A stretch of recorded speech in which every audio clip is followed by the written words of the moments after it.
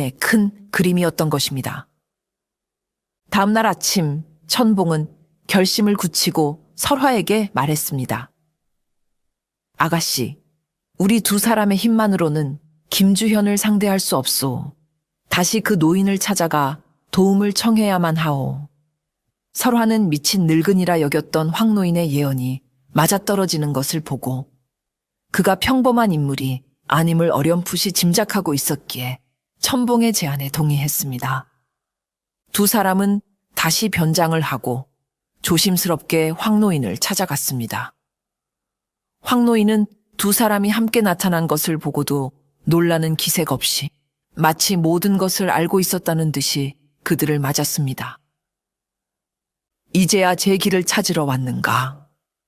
천봉은 그의 앞에 무릎을 꿇었습니다. 어르신, 저희에게 길을 알려주십시오. 김주현을 무너뜨리고 월광주를 되찾을 방법을 일러주십시오. 황노인은 잠시 두 사람을 번갈아 보더니 씩 웃으며 말했습니다. 구슬을 되찾는 것은 나중 일이네. 구슬보다 더 크고 무거운 것이 지금 자네들을 기다리고 있으니. 그는 두 사람을 데리고 한양 외곽의 인적 드문 폐광으로 향했습니다. 그곳은 몇 해 전 의문의 사고로 무너져 내린 뒤 귀신이 나온다는 흉흉한 소문 때문에 아무도 찾지 않는 버려진 장소였습니다. 이곳은 설화가 두려운 듯 물었습니다. 이곳이 바로 김주현이 쌓아 올린 탐욕의 무덤이다. 황노인이 대답했습니다. 그는 몇 년간 몰래 밀무역을 해왔고 그렇게 벌어들인 부정한 금괴들을 모두 이 폐광 깊숙한 곳에 숨겨두었지. 황노인이 이 사실을 알 수 있었던 것은 그가 김주현의 재물에서 본 미래의 궤적 덕분이었습니다. 그는 김주현의 재물이 결국 이 폐광의 금괴와 합쳐져 거대한 비극을 만들어낼 것임을 꿰뚫어 보고 있었던 것입니다. 황노인은 폐광의 허물어진 입구, 한쪽 벽에 비밀스러운 표식을 찾아냈습니다. 그가 표식을 누르자 거대한 바위가 소리를 내며 움직이더니 안으로 들어가는 어두운 동굴 입구가 나타났습니다. 세 사람은 횃불을 들고 축축하고 어두운 동굴 안으로 들어갔습니다. 한참을 걸어 들어간 동굴의 끝, 넓은 공간이 나타났고 그곳의 광경을 본 천봉과 설화는 숨을 멈췄습니다. 그곳에는 사람 키만 한 높이로 산더미처럼 쌓인 금괴들이 횃불빛을 받아 번쩍이고 있었습니다. 어두운 동굴을 대낮처럼 밝힐 만큼 어마어마한 양이었습니다. 그것은 한나라의 1년치 세금과도 맞먹을 만한 상상을 초월하는 부였습니다. 천봉은 의적 생활을 하며 수많은 부자들의 창고를 털어봤지만 이토록 많은 양의 금고에는 생전 처음이었습니다. 그는 자신의 눈을 의심하며 떨리는 손으로 금고의 하나를 집어들었습니다. 묵직하고 차가운 황금의 감촉. 이것만 있다면 굶주리는 10만 명의 백성을 구하고도 남을 것이었습니다. 그의 눈이 욕망과 흥분으로 이글거리기 시작했습니다. 설화 역시 태어나서 처음 보는 황금 더미 앞에서 잠시 넋을 잃었습니다. 이것의 100분의 1, 아니 1000분의 1만 있었더라면 자신의 가문이 이토록 비참하게 몰락하지는 않았을 텐데 그녀의 마음속에 허탈함과 함께 희미한 탐욕의 불씨가 피어올랐습니다.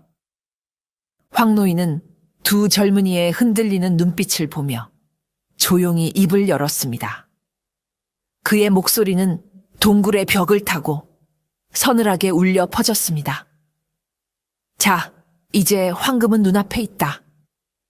허나 이것을 가질 자격이 누구에게 있는지는 이제부터 하늘이 시험할 것이다.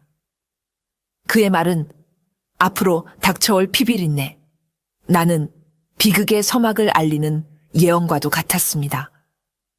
폐광에서 엄청난 양의 금괴를 발견한 천봉은 잠시 이성을 잃고 흥분에 휩싸였습니다.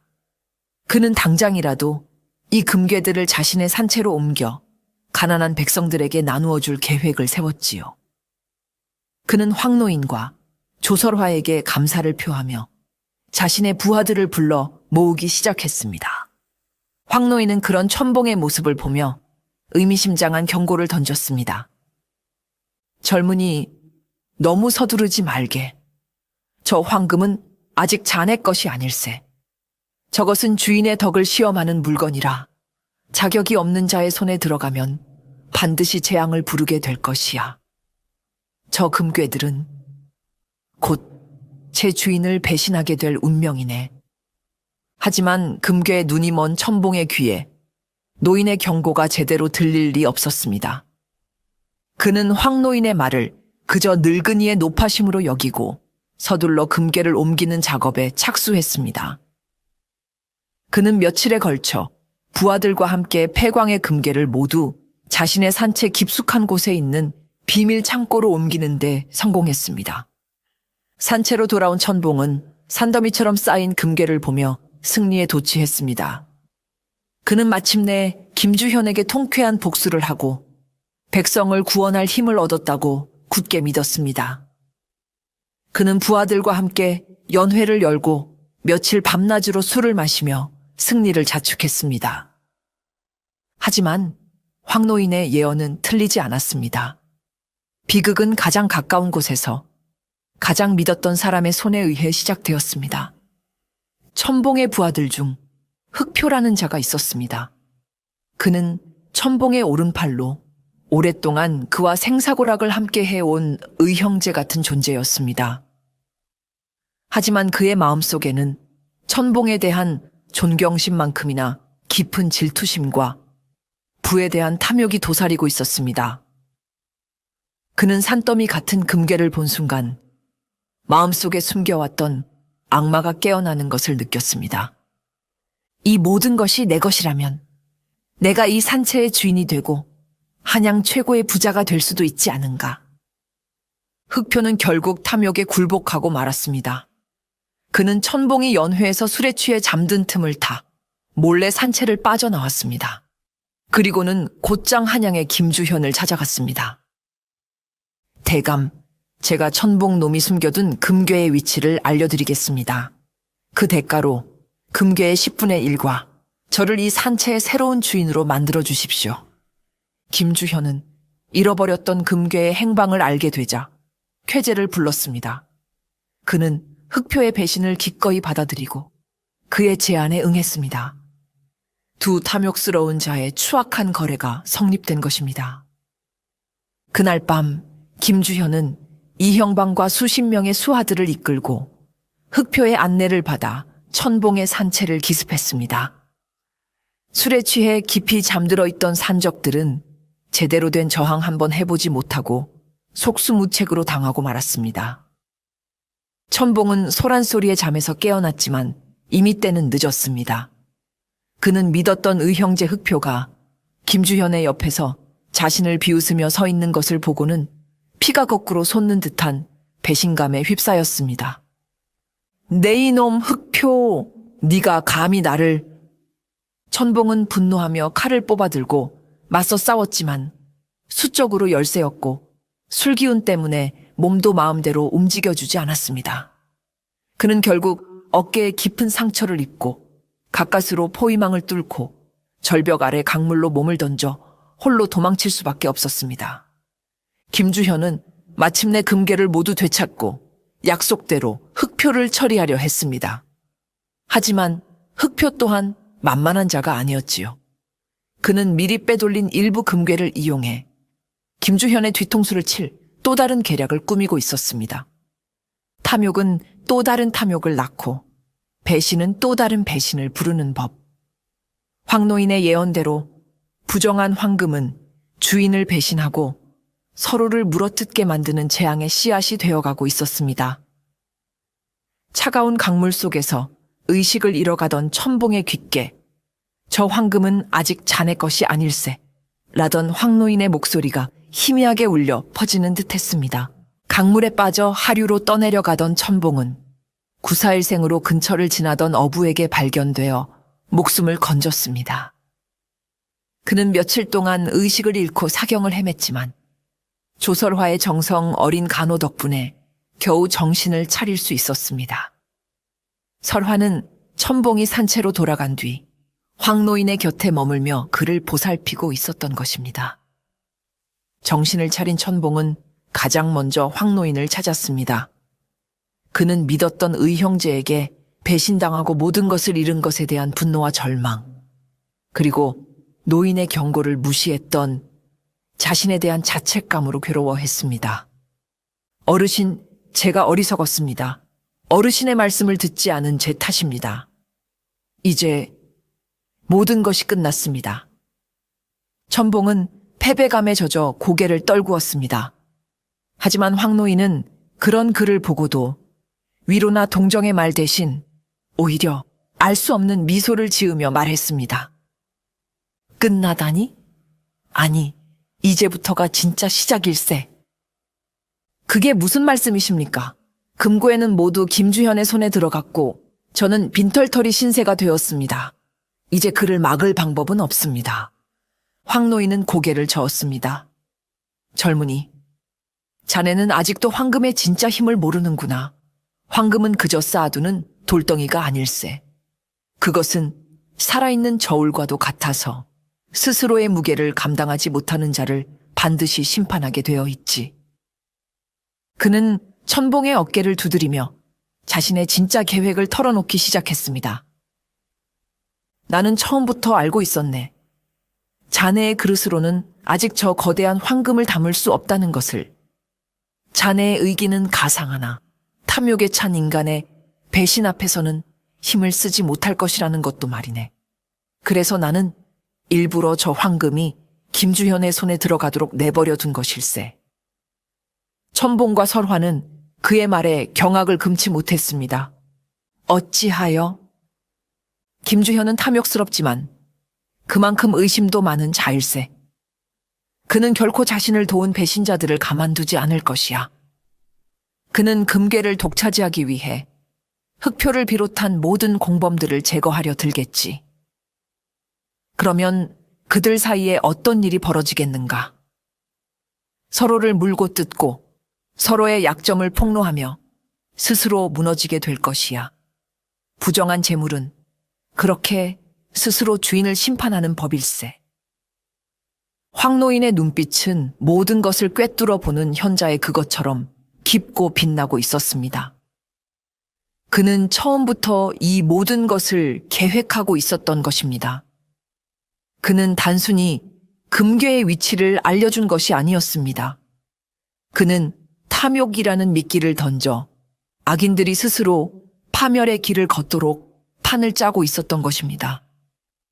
하지만 만약 김주현이 그 모든 위기를 넘기고 금괴를 독차지하게 된다면 어찌합니까? 설화가 불안한 듯 물었습니다. 황노인은 품에서 작은 돌멩이 하나를 꺼내 보였습니다. 그 돌멩이는 폐광에서 나온 금맥이 희미하게 섞인 평범한 돌이었습니다. 내가 저 금고의 더미 속에 이것과 똑같이 생긴 돌멩이 몇 개를 몰래 섞어두었네. 그 돌멩이에는 관에서만 사용하는 특수한 향을 발라두었지. 아주 희미해서 보통 사람은 맡을 수 없지만 훈련된 사냥개는 천리 밖에서도 그 냄새를 맡을 수 있다네. 그것은 황노인이 준비해둔 마지막 비수였습니다. 그는 김주현이 금괴를 가지고 도주할 경우를 대비하여 관군들이 그의 행방을 쉽게 추적할 수 있도록 표식을 남겨두었던 것입니다. 천봉과 설화는 노인의 치밀하고 무서운 계획에 감탄과 함께 두려움마저 느꼈습니다. 그는 더 이상 초라한 거지 노인이 아니었습니다. 그는 인간의 탐욕을 꿰뚫어 보고 그것을 이용해 거대한 악을 심판하려는 보이지 않는 심판자였습니다. 이제 우리가 할 일은 그저 기다리는 것뿐일세. 저 황금이 스스로의 무게로 저 어리석은 자들을 어떻게 심판하는지를 똑똑히 지켜보게나. 황노인은 다시 길가에 자리를 잡고 앉아 아무 일도 없었다는 듯 눈을 감았습니다. 황노인의 예언은 한치의 오차도 없이 현실로 나타나기 시작했습니다. 산채의 금괴를 모두 손에 넣은 김주현은 한동안 세상을 다 가진 듯한 기쁨에 취해 있었습니다. 하지만 그의 기쁨은 오래가지 못했습니다. 그의 마음속에는 금괴의 거대한 무게만큼이나 무거운 의심과 불안이 싹트기 시작했기 때문입니다. 한번 배신한 놈은 또다시 배신하게 마련이다. 그는 자신에게 금괴의 위치를 밀고 했던 흑표의 존재가 심히 거슬렸습니다. 그는 흑표가 금괴의 비밀을 알고 있는 이상 언젠가는 자신의 뒤통수를 칠 것이라 굳게 믿었습니다. 또한 이 모든 일에 협력했던 이형방 역시 자신의 약점을 쥐고 있는 위험한 존재였습니다. 김주현은 이 거대한 불을 온전히 자신의 것으로 만들기 위해 모든 공범들을 제거해야 한다는 잔인한 결심을 하게 되었습니다. 그는 먼저 흑표를 자신의 비밀 저택으로 불러들였습니다. 그리고는 약속했던 금괴의 10분의 1을 하사하는 척하며 그가 방심한 틈을 타 독이 든 술을 건넸습니다. 흑표는 의심 없이 그 술을 마셨고 그 자리에서 피를 토하며 고통스럽게 죽어갔습니다. 김주연은 싸늘한 눈으로 그의 시체를 내려다보며 나 외에는 이 황금의 비밀을 아는 자가 없어야 한다. 라고 중얼거렸습니다. 다음 차례는 이형방이었습니다. 김주현은 이형방에게 거짓 정보를 흘려 그를 외딴 창고로 유인한 뒤 자객을 보내 그를 처리하려 했습니다. 하지만 이형방 또한 만만치 않은 인물이었습니다. 그는 오랫동안 김주현의 밑에서 온갖 더러운 일을 처리해오며 그의 교활함과 잔인함을 누구보다 잘 알고 있었습니다. 그는 김주현이 흑표를 제거했다는 소문을 듣고 다음 차례는 자신일 것이라 직감했습니다. 그는 김주현의 부름에 응하는 척하며 남몰래 탈출할 준비와 함께 최후의 비수를 준비하고 있었습니다. 이형방은 그동안 김주현의 약점을 잡기 위해 그가 저질러온 밀무역과 관련된 장부의 사본을 몰래 만들어 보관하고 있었습니다. 그는 더 이상 김주현의 밑에서 개처럼 살다가 버림받을 수 없다고 판단하고 모든 것을 폭로하기로 결심한 것입니다. 내 놈이 나를 죽이려 한다면 나 또한 너와 함께 지옥으로 갈 것이다. 이형방은 김주현이 보낸 자객들을 가까스로 따돌리고 자신이 보관하고 있던 밀무역 장부를 들고 곧장 한성부 관하로 달려갔습니다. 그리고는 김주현의 모든 죄악을 낱낱이 고발했습니다. 사건은 걷잡을 수 없이 커졌습니다. 한성부에서는 즉시 김주현에 대한 체포령을 내렸고 관군들이 그의 저택을 포위하기 시작했습니다. 김주현은 이형방의 배신에 분노하며 자신의 모든 것이 무너져 내리고 있음을 깨달았습니다. 그는 자신의 탐욕이 결국 자신을 파멸로 이끌었음을 그제야 어렴풋이 느끼기 시작했습니다. 하지만 후회하기에는 너무 늦었습니다. 그는 남은 수하들을 이끌고 비밀 통로를 통해 금괴를 실은 수레와 함께 필사적으로 도주하기 시작했습니다. 황노인의 예언대로였습니다. 황금은 주인을 배신했고 탐욕은 또 다른 탐욕과 부딪혀 스스로를 파괴하고 있었습니다. 김주현의 화려했던 성은 이제 모래성처럼 허물어지고 있었고 그는 자신의 재물과 함께 끝을 알 수 없는 나락으로 떨어지고 있었습니다.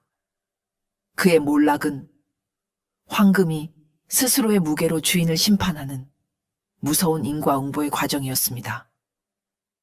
김주현은 관군의 포위망을 뚫고 금괴를 가득 실은 수레와 함께 필사적으로 도주했습니다.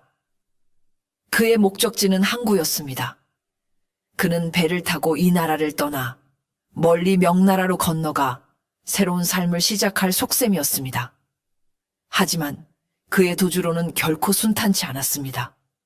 그가 금괴를 싣고 도망쳤다는 소문은 그의 뒤를 쫓는 관군들뿐만 아니라 한양의 모든 거지와 불안당 그리고 가난에 굶주린 백성들의 귀에까지 들어갔습니다. 굴러다니는 금괴라는 말은 사람들의 눈을 멀게 하기에 충분한 달콤하고도 위험한 유혹이었습니다. 김주현이 수레를 이끌고 저잣거리를 지날 때 기이한 일이 벌어지기 시작했습니다. 어디선가 나타난 수많은 사람들이 마치 약속이라도 한 듯 그의 앞길을 막아서고 수레에 실린 금괴를 향해 달려들었습니다. 저놈을 잡아라. 저놈이 나라의 돈을 훔쳐 달아난다. 금괴다. 저것만 있으면 평생을 먹고 살 수 있다. 저작거리는 순식간에 아수라장이 되었습니다. 김주연의 수하들은 사람들을 막으려 칼을 휘둘렀지만 금괴에 눈이 먼 사람들의 행렬은 끝이 없었습니다. 그 과정에서 수레가 심하게 흔들리다 그만 길가의 돌부리에 걸려 한쪽 바퀴가 부서지고 말았습니다. 와르르 수레가 기울어지며 그 안에 실려있던 금괴들이 길바닥으로 쏟아져 내렸습니다. 횃불과 달빛을 받아 번쩍이는 황금의 물결. 그 광경을 본 사람들은 이성을 잃고 금괴를 줍기 위해 서로를 밀치고 짓밟으며 달려들었습니다. 김주현은 자신의 재산이 눈앞에서 흩어지는 것을 보며 절규했지만 성난 인파 속에서 그가 할 수 있는 일은 아무것도 없었습니다. 그는 남은 금괴라도 지키기 위해 부서진 수레를 버리고 일부 금괴를 말에 싣고 다시 달아나기 시작했습니다. 하지만 그의 뒤를 쫓는 이들은 광운만이 아니었습니다. 황노인이 금고의 더미 속에 몰래 섞어둔 특수한 향이 묻은 돌멩이, 그 냄새를 맡은 관아의 사냥개들이 끈질기게 그의 뒤를 추격하고 있었습니다. 김주현은 강가에 다다라 배를 타고 도망치려 했습니다. 하지만 그가 배에 오르려던 순간 사냥개와 함께 쫓아온 관군들에게 덜미를 잡히고 말았습니다. 그는 마지막 발악으로 금괴가 든 자루를 강물에 던져버렸습니다. 자신이 가질 수 없다면 그 누구도 가질 수 없게 하겠다는 심산이었습니다. 붕덩. 묵직한 금고의 자루는 소리를 내며 강물 속으로 사라졌습니다. 일부는 강바닥에 가라앉았고 일부는 물살을 타고 뿔뿔이 흩어져 떠내려갔습니다. 황노인의 예언대로였습니다. 부정한 방법으로 모은 황금은 결국 제 주인의 손안에 머무르지 못하고 스스로 주인을 버리고 흩어져 버린 것입니다. 어떤 것은 저잣거리에 이름 없는 자들의 손에, 어떤 것은 차가운 강물 속에 잠겨 다시 세상의 것이 되었습니다. 김주현은 결국 광군들에게 포박되어 자신이 쌓아 올렸던 모든 것을 잃고 차가운 감옥으로 끌려갔습니다. 그의 탐욕이 빚어낸 황금의 저주는 그렇게 그 자신을 완벽하게 파멸시키며 막을 내리고 있었습니다. 저잣거리의 소란 속 누군가는 흙 속에서 금괴를 줍고 환호성을 질렀고 누군가는 그것을 차지하기 위해 다투다 피를 흘렸습니다. 황금은 그렇게 마지막까지 인간 세상을 비웃으며 자신의 길을 가고 있었습니다. 저잣거리가 금고의 소동으로 아수라장이 되었을 때 조설화는 천봉과 함께 그 모든 광경을 멀리서 지켜보고 있었습니다. 그녀는 얼마 전까지만 해도 자신이 저 금괴의 원래 주인이 될 수도 있었다는 생각에 마음 한구석이 복잡하고 허탈했습니다. 하지만 한편으로는 저 끔찍한 탐욕의 소용돌이에 휘말리지 않은 것에 대해 안도하기도 했지요. 사람들은 흙바닥에 떨어진 금괴를 줍기 위해 혈안이 되어 있었습니다. 그 모습은 마치 굶주린 짐승들의 먹이 다툼처럼 처절하고 비참해 보였습니다. 설화는 그 광경을 보며 황금이 사람을 얼마나 추악하게 만들 수 있는지를 똑똑히 깨달았습니다. 혼란이 어느 정도 가라앉고 광운들이 흩어진 금괴를 수습하기 시작했습니다. 그때 사람들이 미처 발견하지 못한 작은 금고의 조각 하나가 대구르르 굴러와 설화의 발밑에 멈춰 섰습니다. 흙먼지가 묻어 있었지만 그 사이로 번쩍이는 황금빛은 선명했습니다. 그것은 기묘한 순간이었습니다. 황노인이 월광주의 미래에서 보았던 마지막 영상.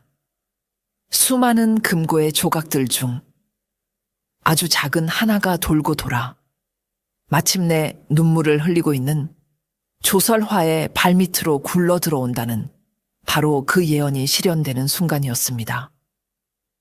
설화는 자신의 발밑에 놓인 금괴를 보고 숨을 멈췄습니다. 이 작은 금고의 조각 하나만 있으면 당장의 빚을 갚고 병든 노모를 모시고 잠시나마 편안하게 살 수 있을 것이었습니다. 아무도 보는 이가 없었습니다. 그녀가 이것을 조용히 주워 품에 넣는다 해도 누구 하나 탓할 사람이 없었지요. 그녀의 마음속에서 잠시 갈등이 일었습니다. 가난의 고통과 눈앞의 달콤한 유혹. 그녀는 떨리는 손을 뻗어 금괴를 집어들었습니다. 차갑고 묵직한 황금의 감촉이 손바닥에 전해졌습니다. 바로 그때 그녀의 뇌리에 황노인의 목소리가 스쳐 지나갔습니다. 황금의 무게를 감당할 수 있는 자만이 진정한 주인이 될 수 있다. 이 금고에는 과연 어떤 무게를 지니고 있을까? 이것은 김주현의 탐욕과 수많은 사람들의 피와 눈물이 엉겨붙은 부정한 재물이 아닌가? 내가 이것을 차지한다면 나 또한 저들과 다를 바 없는 탐욕스러운 인간이 되는 것이 아닐까? 그녀는 고개를 들어 곁에 서 있는 천봉을 바라보았습니다. 그는 그녀의 선택을 그저 묵묵히 지켜보고 있었습니다. 그의 눈빛은 그녀를 시험하는 것이 아니라 그녀를 믿고 기다려주는 깊은 신뢰를 담고 있었습니다. 설화는 마침내 결심을 굳혔습니다. 그녀는 자신의 손에 쥐어진 금괴가 하늘이 그녀에게 내리는 마지막 시험임을 깨달았던 것입니다. 그녀는 더 이상 과거에 얽매여 재물에 흔들리는 나약한 사대부가의 여식이 아니었습니다. 그녀는 자신의 힘으로 자신의 두 발로 당당히 서기로 결심한 새로운 사람이었습니다. 그녀는 손에 쥔 금괴를 자신을 위해 쓰지 않기로 마음먹었습니다. 이 부정한 재물은 마땅히 있어야 할 곳으로 그리고 가장 필요한 사람에게로 가야만 했습니다. 그녀는 금괴를 소중히 감싸쥐고 천봉을 향해 돌아섰습니다. 그녀의 얼굴에는 이전에는 볼 수 없었던 맑고 단단한 결의가 서려 있었습니다. 조설화는 묵직한 금괴를 손에 쥔 채 잠시 동안 그것을 가만히 내려다보았습니다. 이 작은 황금 덩어리 하나가 얼마나 많은 사람들을 울고 웃게 만들었으며 얼마나 많은 피와 배신을 불러왔던가. 그녀는 이제 그 무게를 알 것 같았습니다. 그것은 단순히 쇠붙이의 무게가 아니라 수많은 인간의 탐욕과 업보가 얽힌 운명의 무게였습니다. 그녀는 고개를 들어 자신을 말없이 지켜보고 있는 천봉을 마주 보았습니다. 그리고는 망설임 없이 손에 든 금괴를 그에게 내밀었습니다. 이것을 받으세요. 천봉은 그녀의 갑작스러운 행동에 놀라 의아한 표정을 지었습니다. 아가씨, 이것은 하늘이 아가씨에게 준 기회일지도 모르오. 이것만 있으면 당장의 어려움은 면할 수 있을 것이오.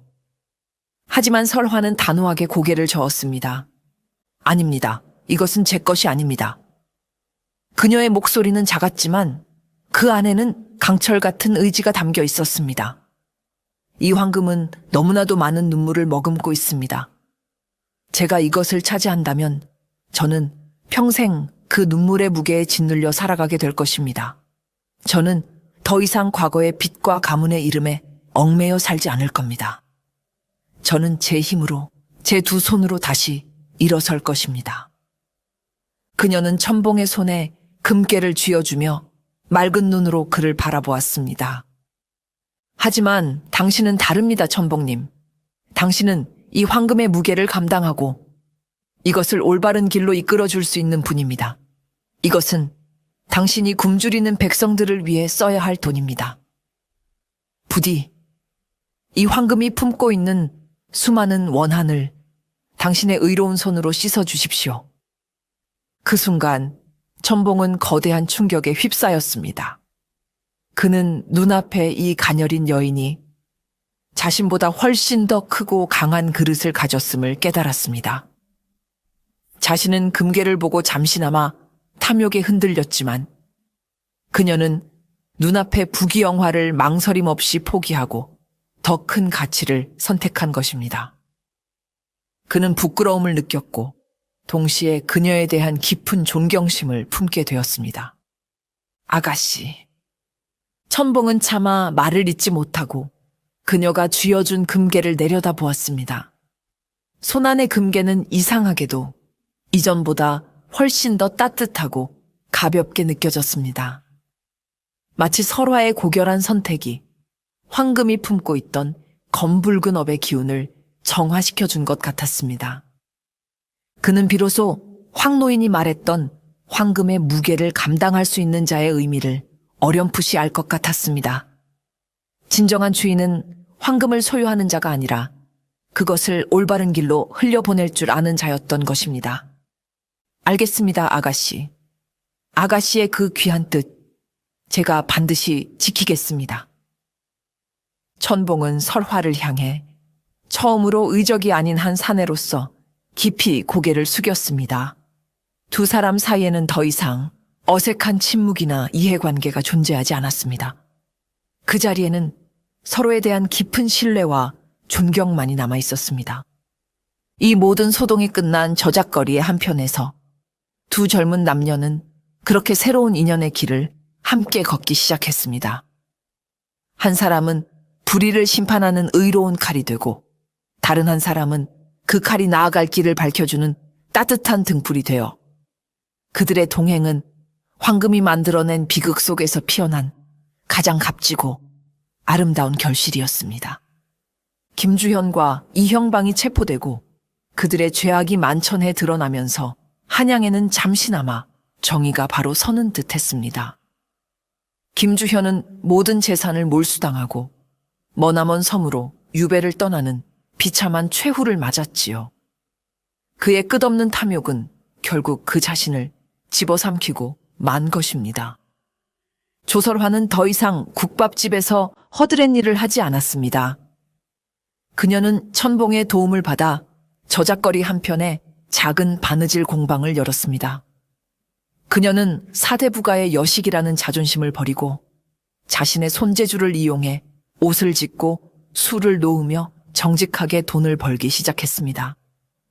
처음에는 힘들었지만 그녀의 얼굴에는 이전에는 볼 수 없었던 생기와 자부심이 넘쳤습니다. 그녀는 자신의 힘으로 살아가는 기쁨을 비로소 깨닫게 된 것입니다.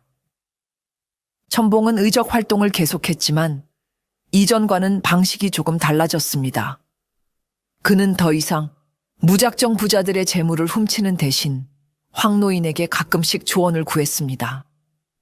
그는 죽은 돈과 산 돈을 구별하는 법을 배웠고 부정한 방법으로 부를 쌓은 자들의 재물만을 골라 정말로 도움이 필요한 곳에 흘려보내는 지혜로운 의적이 되어갔습니다. 그는 자주 설화의 공방을 찾아와 그녀가 필요로 하는 물건들을 구해다 주거나 굳은 일을 도우며 그녀의 곁을 지켰습니다. 두 사람 사이에는 풋풋하고 애틋한 감정이 싹트고 있었지만 어느 누구도 먼저 그것을 입 밖으로 내지는 않았습니다. 그들은 서로의 상처를 보듬어주고 각자의 길을 묵묵히 응원해주는 그 어떤 연인보다도 더 깊고 단단한 동반자가 되어가고 있었습니다. 어느 날 설화는 천봉이 구해온 마지막 금괴를 녹여 작은 금가락지 한 쌍을 만들었습니다. 그리고는 그것을 팔아 굶주리는 아이들을 위해 겨울옷을 지어 나누어 주었습니다.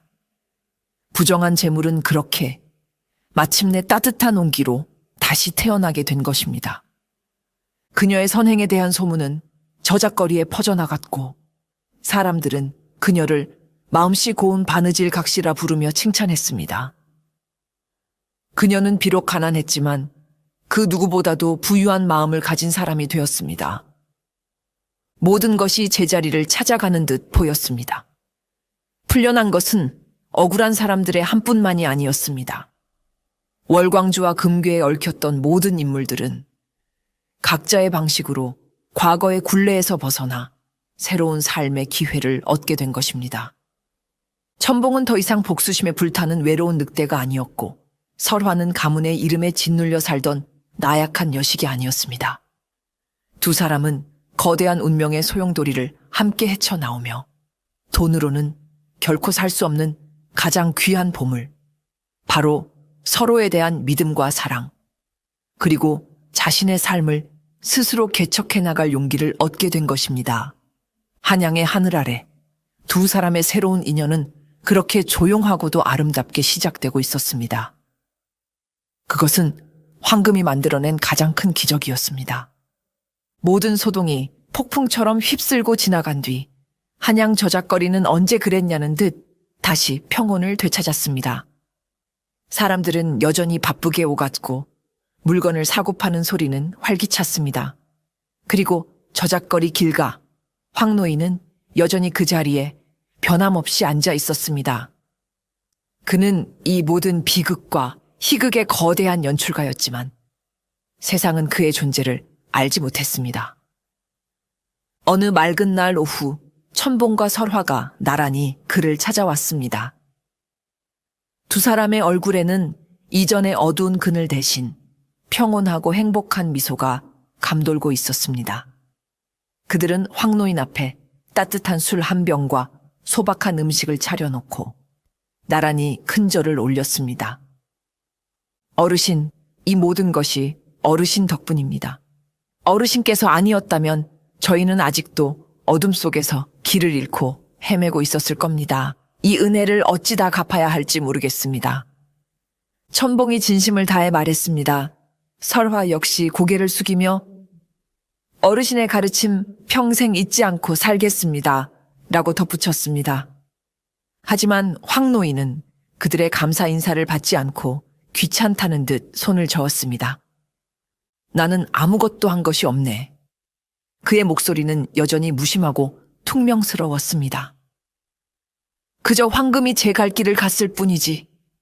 탐욕스러운 주인을 버리고 제 무게를 감당할 줄 아는 새로운 주인을 찾아간 것뿐이야. 나는 그저 그 길을 조금 터주었을 따름일세. 그는 두 사람을 번갈아 보더니 씩 웃으며 말했습니다. 진정한 재물의 주인이란 금괴를 창고에 쌓아두는 자가 아니라 마음의 창고에 덕을 쌓는 자라는 것을 이제 알았는가. 자네들은 이제 겨우 그 첫걸음을 떼었을 뿐이니 앞으로도 교만하지 말고 정진하게나. 황노인은 두 사람이 가져온 술을 한 잔 따라 맛있다는 듯 들이켰습니다. 그는 더 이상 두 사람에게 어떤 가르침도 예언도 해주지 않았습니다. 이제 그들의 운명은 온전히 그들 자신의 몫이라는 것을 알고 있었기 때문입니다.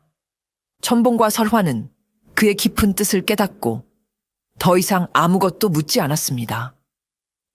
그들은 노인과 함께 말없이 술잔을 기울이며 저작거리의 풍경을 바라보았습니다. 잠시 후 두 사람은 노인에게 다시 한번 깊이 허리를 숙여 인사를 올리고 자신들의 자리로 돌아갔습니다. 그들의 뒷모습은 희망과 활기로 가득 차 있었습니다. 황노인은 멀어지는 두 사람의 뒷모습을 보며 아주 오랜만에 만족스러운 미소를 지었습니다.